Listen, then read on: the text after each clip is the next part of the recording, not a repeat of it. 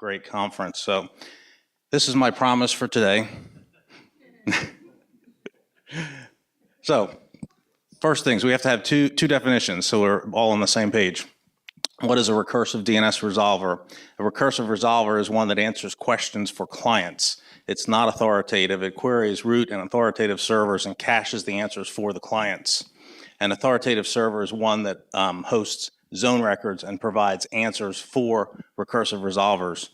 An authoritative server usually has to be registered with a domain registrar to let the world know that that domain, or that server, or that authoritative server is able to serve up records for a particular TLD. And there's a nice little article from Umbrella there if you want to learn more about recursive and authoritative name servers. So if we want to look at the detailed overview of how DNS works, the slide's getting cut off a little bit there, sorry about that. There's only 8 different steps in a DNS query, so there's probably no room for anything to ever go wrong, right? Works every time, all the time, right? Well, not really. So I'm going to talk about some exploits and vulnerabilities in DNS. I'm going to categorize them based on the CIA triad. This is something that most security practitioners recognize. And I'm doing this just so that you can go back to your company and say, hey, these kinds of things fit into our risk model for this, and here's why.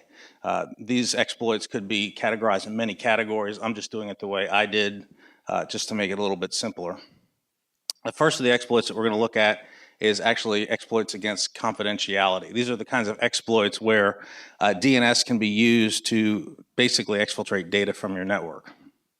The first of the things that we see, and we actually see this in our DNS all the time, data exfiltration via DNS. This is an example just from a log graph, but basically what you see here is the domain at the bottom. It's right here by my fat head. This domain here is the domain that's actually legitimate. This part here is the data that's being exfiltrated, this section. So if you saw in DNS, you might see a ton of lookups for this domain with a subdomain that varies across all of the lookups. And that's what you're seeing in the histogram there. So basically what happens is the malware will strip data off of your drive, encode it in some way, break up that encoded data and send it through DNS to a DNS resolver. These resolvers are legitimate resolvers. They have legitimate name servers and they answer with legitimate answers. The only thing they do at the other end is they re-aggregate the data that they've taken from your network. Second thing we see in DNS exploits are botnet command and control. This is an example of how botnet command and control information can be encoded inside a DNS text record, but it could be done in any kind of record. This is really a DNS tunnel that is a two-way street. So what we see here is a compromised machine or device would send out DNS requests to a DNS resolver, botnet command and control. The botnet command and control would take that command and send back data to the requester, but that actual data would be the command that's supposed to be executed on the infected or compromised machine. These are often very difficult to detect because you can't always see the domain names that they're using to do this botnet command and control. And the next thing we see a lot of times with that are something called domain generation algorithms. And what this is something that a lot of malware has built in to basically obfuscate DNS. It'd be really easy to find rogue DNS in your logs and in your DNS lookups if the malware were only doing those kinds of DNS lookups. So what the malware does is it creates these random domain generations and sends DNS lookups for these out to your network. Problem is they never resolve. They come back as NX domain, but you see them as normal DNS lookups going through your network. Problem is what they do is they're doing this to obfuscate the real botnet command and control domain so that you don't see them so easily in your DNS lookups. This is an example. Malware writers don't always do things correctly, so you can use this to your advantage. This is an example of some of these DGA domains that they forgot to make fit the fully qualified domain name format, and they stick out like a sore thumb in DNS. So we're able to see these in our DNS logs and mitigate them accordingly. The last exploit that we see against confidentiality, this is something I talked about at DEF CON. Most people aren't aware that this information is out there, but The eDNS zero option codes are ways in which vendors can use DNS extended options to send data back and forth through DNS. That doesn't mean that they're all legitimate queries going out. The evildoers can use these options as well. There's 65,535 options that you can use. Most of them are unassigned. Some are assigned. For example, if you use OpenDNS or their umbrella product, you would see this in your DNS lookups going from a machine that has this client installed on it. And this can also be used to exfiltrate data from your network and basically eliminate or put out data that you may or may not expect to be leaving your network. All right, get this right here. There we go.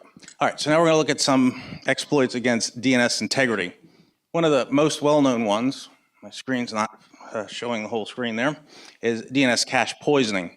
This was first talked about in DEF CON and Black Hat talk by Dan Kaminsky back in 2008. The talk was entitled, "It's the End of the Cache as We Know It."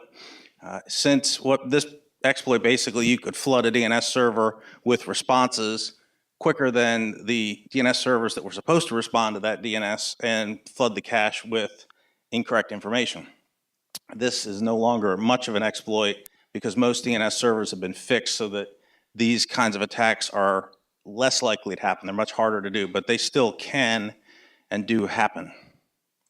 A variation on this attack, actually there's an article here if you want to look at this, it's in the slide deck, and I'll put this up on the schedule when I'm done. This article here talks a great deal about these DNS vulnerabilities with the cache poisoning. One of the things we've been seeing a lot lately are these DNS rebinding attacks.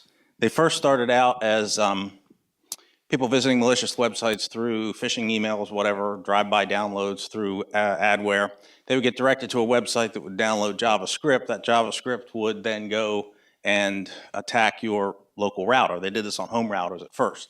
Well, when people don't set their usernames and passwords on these routers, the routers then have their DNS changed so that now everything going out of that network uses the malicious actor's DNS server instead of the one that they would think they should be using. So these attacks have gotten more sophisticated now, and we can actually see attacks happening where there's DNS rebinding combined with cross-site request forgeries that allow an attacker to basically, through DNS, send one DNS request back to the client, change the second request, send it back quickly to the client, and are able to tunnel their, to have a reverse shell basically through the client browser that's infected through these rebinding attacks. So it's really something you have to look out for on your networks. Another exploit for DNS is man-in-the-middle attacks. You hear about these, right? This is why you don't browse Wi-Fi in the coffee shops. But this is possible on wired networks as well. Any compromised machine on a wired network could initiate an ARP poisoning attack and redirect either your client machine to a different router. That's one way of doing it. But what if the attack were something like this? The network's compromised, the ARP figures out which the MAC address goes to your DNS servers on your network. They ARP poison your machines on the network to send DNS requests to a rogue machine on the network or something else, a machine off the network. And now they've taken your DNS and redirected it in a way that you may not be able to catch. So these things can be very, very dangerous if you're not sure, if you don't have mitigations in place to stop them. This is an interesting one that came up last year, I think in July. Matthew Bryant posted an article about taking over a name server TLD. This is a kind of an interesting attack, actually. The gist of the post centered around the fact that the IO top-level domain had authoritative name servers. Those name servers in the delegation chain, one of the domains expired. So he could go register that domain name. You see where I'm going with this? So now he owned the domain for the top-level name server for the top-level domain for IO. So every domain that was whatever.io was sending DNS lookups to his name servers to resolve who the name servers were for all of the rest of the .io name servers. This could be very, very bad. All he had to do was send back name servers one, his name server, and then set a really long TTL. And over time, everybody in the io.tld would be using his name servers to do their lookups and ignoring the rest in the tree. So he would effectively have taken over that whole io.tld. He didn't do it because he was not out to do that, but that's what can happen. And this can happen at any level in a domain tree. So, for example, if your domain, mydomain.com, has 3 different name servers, authoritative name servers, through 3 different domains, and one of those domains expires, and somebody finds out it expires and re-registers that domain and takes over that name server, how would you know this happened? Who monitors their name server registrations for the name servers on their domains? Probably nobody, right? You might want to think about doing that. One of the other things that we see through DNS, this is kind of a secondary add-on. DNS is probably the key factor in ransomware attacks.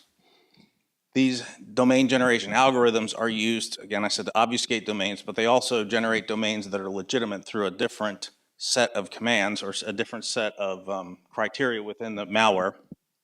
This ransomware then makes DNS calls back and sends data via these DNS calls back to the master command and control center. So DNS can be used in many, many cases to mitigate or stop CryptoLocker and other ransomware type infections by simply locking down a computer or a device so that it cannot query DNS servers other than ones that are approved. I'm going to go over that here a little bit when we talk about ways to secure your DNS. The third type of DNS attacks we see are attacks against availability. So the first one we used to see a lot of, we don't see so much of this anymore, were DNS flood attacks, where somebody would just simply roll up a few VMs and just start pounding a DNS server with requests. More requests than a DNS server could handle, a DNS server would quit and die. So a few years ago, in 2015, Playboy announced that they were changing the content of their magazine. There were a few people on the internet that were, I guess you would say, cyber protesting, and they initiated a flood attack against Ultra DNS and took them down for 4 hours. And I don't know if you know who else Ultra DNS hosted at that time. Microsoft, Outlook.com, a couple other domains. They were out for about 4 hours in the afternoon on that day. It wasn't a pleasant day for anybody that was hosting any DNS. The attacks we see more on DNS now are DNS amplification attacks. These are very effective because you can take a very small DNS request. Most DNS requests are 50, 60 bytes.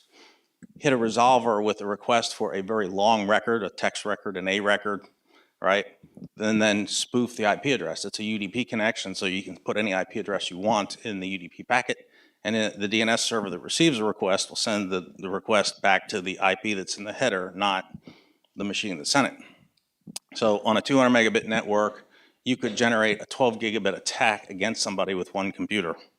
So if you wanted to, you could spread this out across a botnet network, Mirai network, something like that, and generate terabits of attack with only gigabits of connectivity.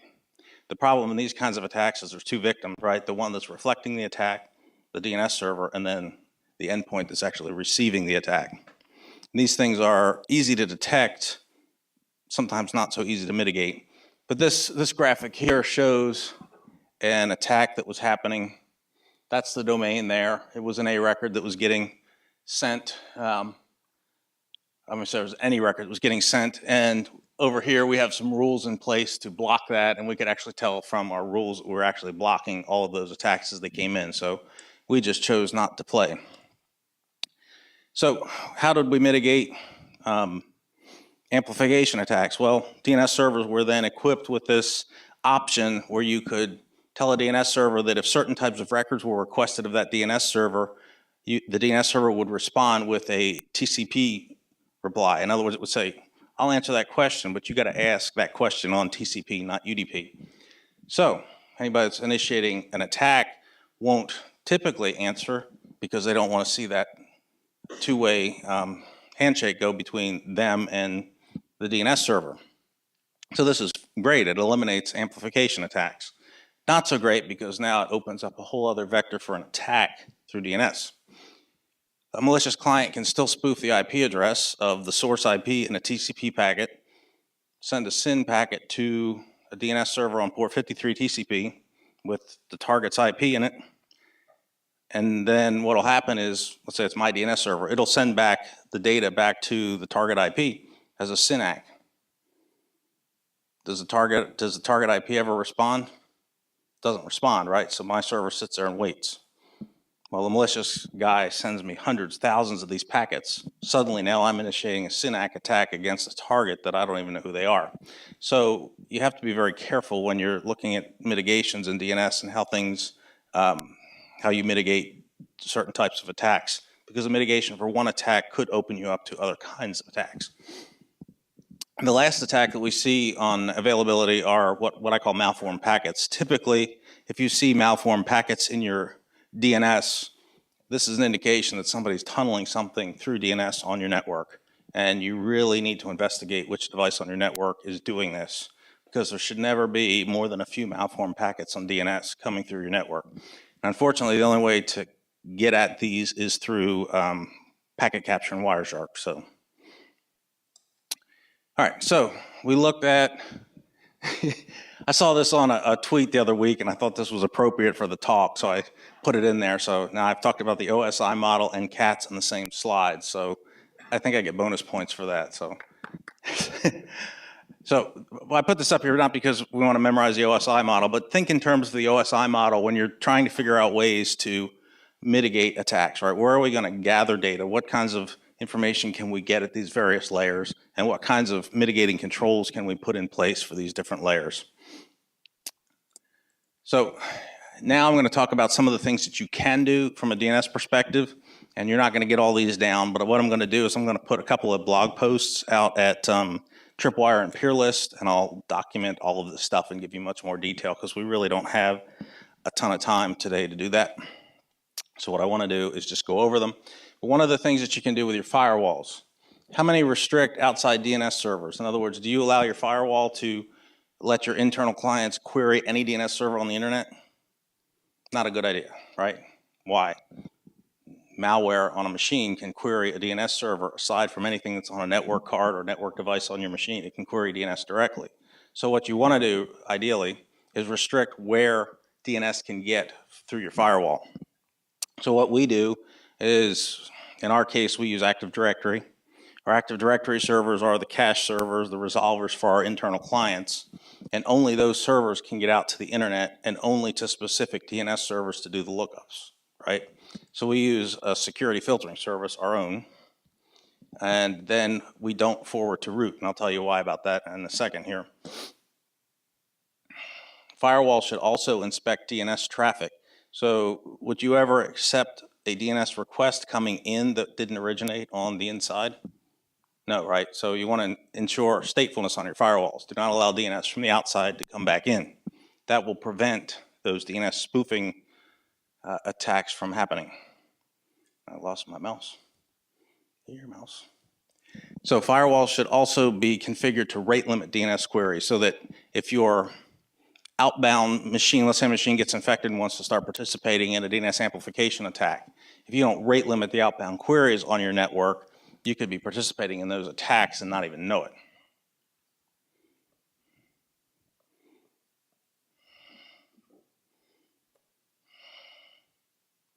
So the other thing we also need to look at is what we can do in Active Directory. In our Active Directory servers, we use our Secure Serve filtering service. You may use other services. But in our case, in Active Directory DNS, you're able to forward DNS requests. So your Active Directory will service all the requests that it knows how to handle internally and then forward the other requests out to the internet. If you don't set up forwarders on your Active Directory server, it will use the root servers to answer those queries, just a normal DNS query. In our case, we're using our filtering servers. So what we have done is we've turned off forwarding to root. So if you're using some sort of DNS filtering service, why would you do this? You would rather fail safe than fail open, right? So what can happen if you are using a filtering service and forwarding to those, and somebody realizes that by sniffing traffic on your network, what are they going to do?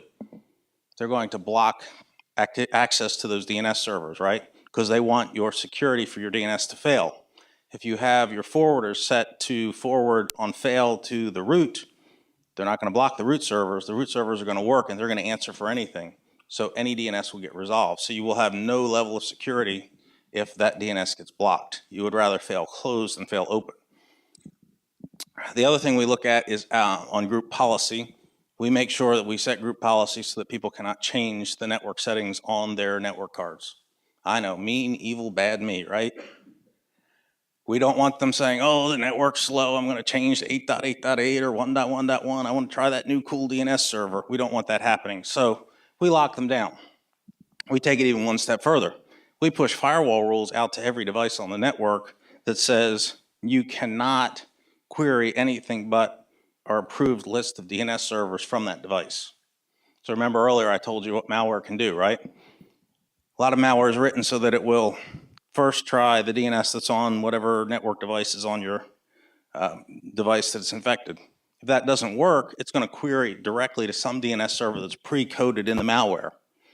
So if you, by blocking DNS to anywhere but your local Active Directory servers, block those DNS requests from that malware can't make direct calls out to the internet.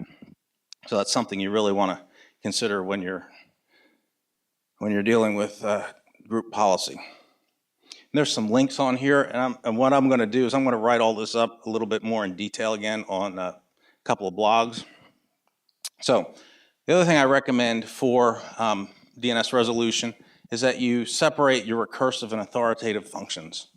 All right, so if you're using, how many of you use Active Directory DNS for authoritative DNS on the public internet? You don't have to raise your hand. If you do that, your homework is to not do that anymore. That would be a very bad thing. All right, because if somebody can compromise that DNS server, they can get access to every zone on your internal network, and that's not a very good thing. So separate your recursive and authoritative functions. What we recommend is that you use your Active Directory servers. Those Active Directory servers query some sort of internal cache servers. I would recommend setting up a pool of unbound servers. It's a great caching server. It has preemptive caching. You can put some rules in it that will block certain kinds of malicious IPs. It's a very good middleman, and then let only those unbound servers out to the internet for DNS. That way you can control everything, and you'll see where I'm going with this when we talk about how we're going to log that information. Again, I would employ the firewall rules on the edge that we discussed earlier. And we do something on our network, and you may or may not agree with this, but and I'll explain why we do it. We enforce a standard TTL of 5 minutes on every DNS request, okay? There's a method to this, right? So the assumption is if somebody compromises your DNS, they're going to inject a record that's bad into your DNS cache. Once they do that, what are they going to do? They're going to set a really long TTL because they don't want you to look that up again. They want that to be persistent in DNS. So by setting your TTLs to always be 5 minutes on your DNS server, the DNS server won't honor anything over 5 minutes, and it will go back and refresh from the root or wherever it's supposed to do these lookups. So that means if you have some sort of rogue DNS in your cache, it's only going to persist for at most 5 minutes or 10 minutes or whatever that number is that you set. The last thing that I recommend is monitor the crap out of your DNS, and I'll show you some tricks on how to do that. For authoritative DNS, for your domains, right? They're important. You want your websites up. You want your MX records up. You don't want them to go down. What happened on, I think it was October 26, 1916? Anybody remember? Or 2016, I'm sorry. So you're awake. Yeah, so Dyn DNS was taken down. So the backstory on that, this was a gamer that was on Xbox. He'd gotten violated terms of service. His account was terminated early June, July, something like that. Saved up his money, rented some time on the botnet network, and said, screw you, Xbox, I'm going to take you down. That's what he did. Unfortunately, Dyn hosts Xbox, Twitter, some Facebook domains, a whole bunch of other pretty important and pretty heavily trafficked domains. So the lesson learned that day was don't put your authoritative name servers with one provider, okay? If it's that important that your site stays up, get multiple providers. Use providers that support Anycast. And Anycast basically is simply advertising the same IP block from multiple locations to all your connected peers so that you have multiple sites with the same IP address. BGP routing figures out the best route to that site, so you might get an isolated outage, but you won't take down your whole site if you're using Anycast routing to get your data out to the internet. I would routinely validate all of your name server domain registrations. Do that on a regular basis, okay? The who is stuff sometimes is hidden, and with the GDPR coming down, it's probably gonna get harder to find that information. You might have to subscribe to a service to do that. But know who owns the domains that you're using for your name servers, when they're registered, when they expire, and make sure the IP addresses that those resolve to don't change on a regular basis. So set up some monitoring to monitor those. Also, I would monitor for their uptime, their latency, and test for correct resolution. Some of the things you can use, Site 24/7 works well, Webmetrics, PRTG is a good internal monitoring tool that you can use, but all of those will work well. And I would probably, if your website's important, retain some sort of DDoS mitigation service with your DNS if you can do that, if you can afford to do that. As a service provider, again, your IPs that you put out in the public should be used with any cast. In our case, we use multiple machines behind load balance VIPs throughout data centers all over the world. In our case, we also use some load balancer rules to filter all of the incoming requests for DNS. So we have DNS cache VIPs that are open to the world. Anybody can query them. You can query them if you want to, but you can't query them too much, if that makes any sense. If you were to hit a DNS cache server, our cache server, and started hitting it with 10 any requests in a second, we would say, nah, we don't like that. That's not cool. There's no reason you have to look up the same domain with an any request 10 times in a second. Something's not right here. So we put these rules in place that limit by the type of record, the source, the domain, et cetera. We're able to put rules in place to keep that in line, and we can monitor those and adjust those limits based on what we see from our customers. So we've talked about some things about security. How do we know what to look for in our security, right? Without insight into what's happening, it's all kind of pointless. So, and the problem becomes when we really, really need data, it's usually when we're trying to drink out of a fire hose, right?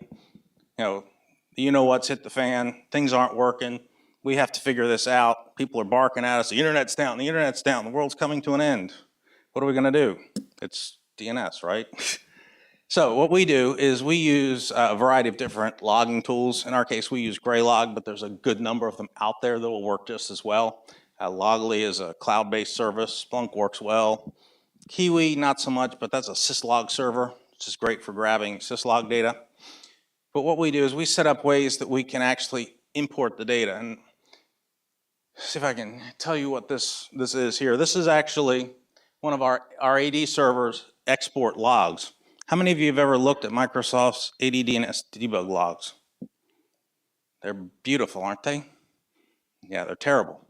So what we did is there's some tricks you can do. In PowerShell, you can tell the AD DNS server to rotate the logs. Then we use something called nxlog to ship those logs to a Graylog server. And then we wrote a custom Java input for those to break up. I don't know if you can see on here the fields. All the field names are over here on the side, but these correspond to all the data that's in the Microsoft debug logs. So we can actually go back and look on our network, and we can look at things like how many X domains are we getting, how many failed domain lookups, do we see any domains that are being looked up an inordinate number of times. Those sorts of things are able to be seen through these logs. So what kinds of things do we log? We log all of our internal cache servers, our unbound servers. What we use for that is packet beat. So there's Elasticsearch has a thing called beats, and there's a bunch of different types of input outputs that you can use. Are basically log shippers, and packet beats is one that you can set up to ship DNS data off of a server directly to some remote source. They're basically log routers. And you enable this input on Graylog, which has a built-in ingester for the packet beat data, and you can actually see the data in Graylog, see what's happening on your servers. The cool thing about it is you can set alerts. Graylog has some things where you can import different kinds of reputation lists, so you can see if certain IPs are being hit, certain domain names, that sort of thing, and set alerts on them. Also, what we monitor are changes to DNS zones, right? How many people monitor those changes on your DNS servers, on your primary zones, right? How do you know if somebody's gone in and made a change to that zone, reloaded it in DNS? How do you know your DNS is serving up what it's supposed to serve up? If you don't log these changes, there's no way to really tell what's happening. We also log device login attempts on Cisco devices and some other things. We also do failed AD login attempts. And this is kind of an aside, but I was talking to Dave Kennedy about this one day, and he said, one of the best things you can do in your Active Directory is you go in and you create a domain admin account on your Active Directory server. Give it a honkin' long password and promptly forget the password. Never log into that machine or any machine with that account. Go to your AD controllers and event log your failed logins. There's a specific ID that you can look in and look for that domain, look for that username. If you see that username pop up in a log that failed, you've got trouble. All right, but that's just a quick way that you can actually secure an AD server to make sure that you can see if somebody's trying brute force attempts to get into your network. So how do we ship logs? Our logs are shipped, we use NX log and we use packet beats, but these are some other log shippers that you could use to ship data. This is an example of how we analyze some of our logs. Remember I was telling you about the different error codes that you can get out of the Microsoft debug logs. So you can see them all up here. There's some useful information there. You can see what NX domains are happening, what kinds of servers are failing on the other end, all of that sort of thing. Graylog is pretty quick at analyzing this stuff, and if you want to see a demo, I can show you a whole bunch of information and let you see how we work with our stuff internally. I can't show you that here in public, but I can show it to you privately. This is just a heat map that shows you where DNS queries are originating around the globe for one of our services. And one of the last things that we have to learn how to do to be able to monitor DNS is learn how to read packet captures. So when you're capturing packets, you can use TCP dump or Wireshark. I would definitely recommend you use an input filter for TCP dump or Wireshark so you're not capturing all the traffic on a given machine. But in this case, what this shows here, this is a little bit interesting. You probably didn't know this was happening, but this is a query from a DNS server to Google, looking up google.com. You see anything weird in this DNS packet? This section right here, this is in the eDNS 0 options. This is option 8. It's called client subnet. And right here is the WAN IP address of the person making the request. So you can be in a network thinking you're completely hidden from the world, and your DNS server upstream supports eDNS client subnet, and the IP address of your WAN port is passed to every DNS server in the query chain. So you have to kind of know what's going on in your DNS.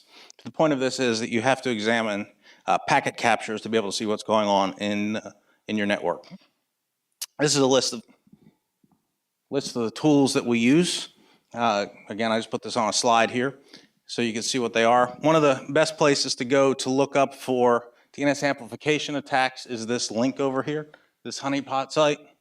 He does a pretty good job of catching them. We actually report to him sometimes that we catch them before he does, but it's a good list of what domains you should never see in your DNS or you should be blocking. And with that, I think my time is probably up 5 minutes early, but if you have any questions, feel free to ask. I will be around. I'm happy to talk about DNS, show you any demos I can, answer any questions. I know that was a lot of information, but if you have any questions, sure. I'm going to get away from the light. Man, I either did a really terrible job and put you to sleep, or you all got everything down. Good deal. Well, thanks for attending.